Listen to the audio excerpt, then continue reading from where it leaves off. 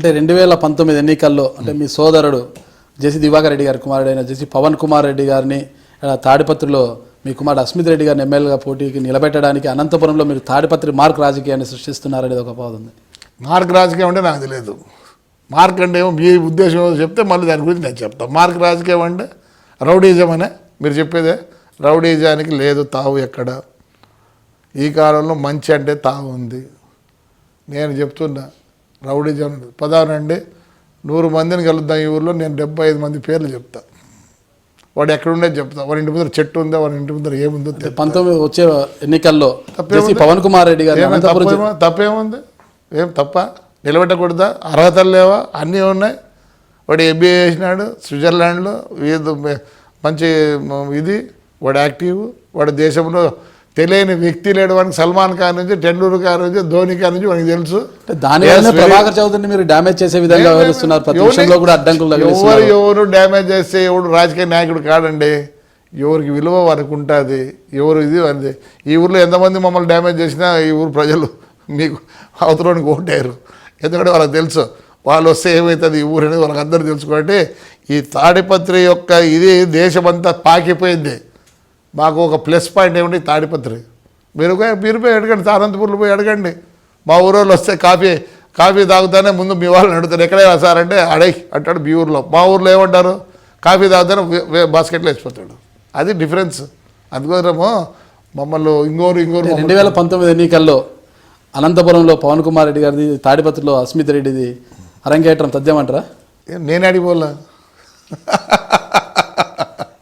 ఒక్కసారి ఎమ్మెల్యే కావాలనే ఆకాంక్ష మీది నెరవేరింది. నాకు ఇప్పుడు లేదు, ఎప్పుడు లేదో నాకు లేదు, నిజంగానే లేదు.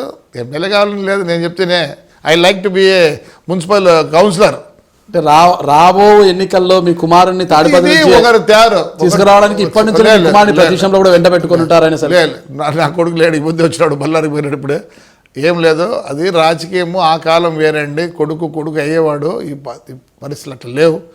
వాడు has to show it worth, then only will become. Otherwise మరొక ఆరోపణ కూడా వినిపిస్తుంది. అంటే రెడ్డి సమాజ వర్గం చెందిన మీరు భవిష్యత్తులో అంటే జగన్మోహన్ రెడ్డితో, అంటే మీ ఏజ్ గ్రూప్తో కాదు కాబట్టి, జగన్మోహన్ రెడ్డి అంటే మీ పిల్లవాళ్ళతో సమానమైన ఏజ్ కాబట్టి అతనితో మీరు కలిసి పని చేయలేకపోయినా భవిష్యత్తులో పవన్ కుమార్ రెడ్డి కానీ అస్మిత్ రెడ్డి కానీ జగన్మోహన్ రెడ్డితో కలిసి రాజకీయాల్లో రాణించే అవకాశం ఉందంటున్నారు. భవిష్యత్తులో అలాంటిది ఏమైనా జరుగుతుందంటున్నారు?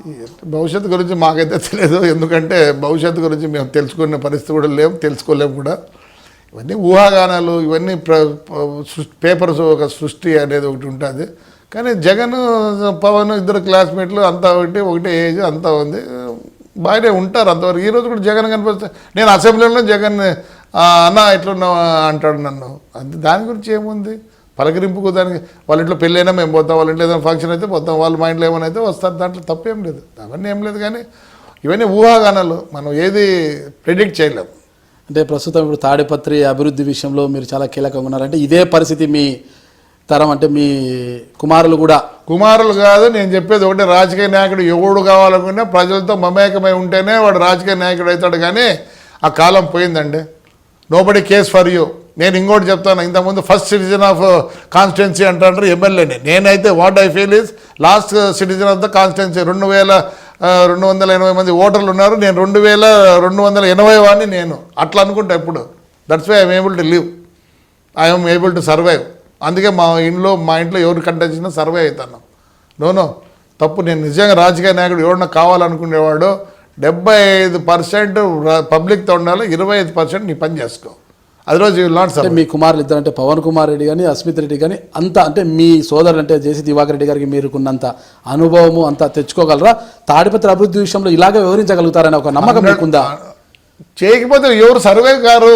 మా వాళ్ళే కాదు, మా వాళ్ళగా దృష్టిపెట్టి దేశంలో ఎవరు సర్వే గారు. కాలం మార్పు వచ్చింది. People are expecting lot from the politicians. 1952 నుంచి మీకు ఓటమెరగని రాజకీయ కుటుంబంగా పెరిగింది. భవిష్యత్తులో కూడా ఇదే పరంపర కొనసాగుతుంది. 100% ఉంటుంది. లేకపోతే వాళ్ళు సరిగ్గా చేయలేదు అనుకో, వాళ్ళకు ఉండదు. They have to be with the public. Any politician నేను చెప్పే ఒకటే, be with the public, the public is with you. కాంగ్రెస్లో ఉన్నప్పుడు తొలుత రఘువీరెడ్డి గారికి మీ సోదరు దివాకర్ రెడ్డి గారికి మంచి సఖ్యత ఉండేది. మధ్యలో కొద్దిగా విభేదాలు ఏం లేదు. మా అన్న సీనియర్ రాజకీయ నాయకుడు.